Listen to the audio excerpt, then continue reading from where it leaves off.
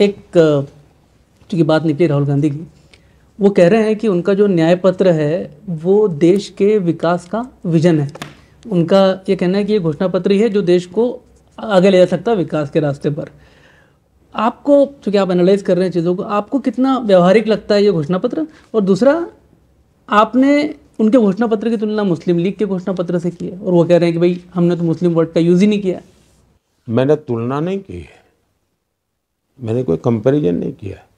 मैंने सीधा सीधा समझाया है कि मुस्लिम लीग की जो सोच है, मुस्लिम लीग की छाप इनके मैनिफेस्टो में है। और आप हर चीज़ में देखिए, जो मुस्लिम लीग की सोच रही है, जो भाषा रही है, वही चीज़ें इनके मैनिफेस्टो में नज़र आ रही है।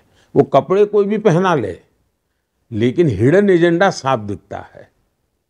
उन्होंने बोला है हमारा घोषणा पत्र देख के मोदी जी बहुत चिंतित है। ऐसा है कि उनको हमेशा ये रहता है कि मोदी डर जाता है, मोदी डरा हुआ है, हम बोलेंगे तो भूकंप आ जाएगा। अब उनको अपने आनंद में जीने दीजिए ना। और उसमें कुछ विजन जैसी बात लगी आपको घोषणा पत्र? उनको मजा आना चाहिए, आने दीजिए ना। कांग्रेस का जो आर्थिक सर्वे के बारे में बात कर रहे हैं आजकल, अभी सिचुएशन देश में जो सिचुएशन के हिसाब से देखा तो ये जरूरत है इकोनॉमिक सर्वे। पहली बात यह है कि उनके व्यवहार से तो लगता ही है, देखिए इन दिनों काफी युवा लीडरशिप उनकी कांग्रेस छोड़ के बाहर निकली है। और उनका एक मुद्दा यह है कि कांग्रेस पार्टी को पूरी तरह माओवादियों ने कब्जा कर लिया है। अब वो हर चीज में इस प्रकार का देश में लाइसेंस राज लाने के मूड में है।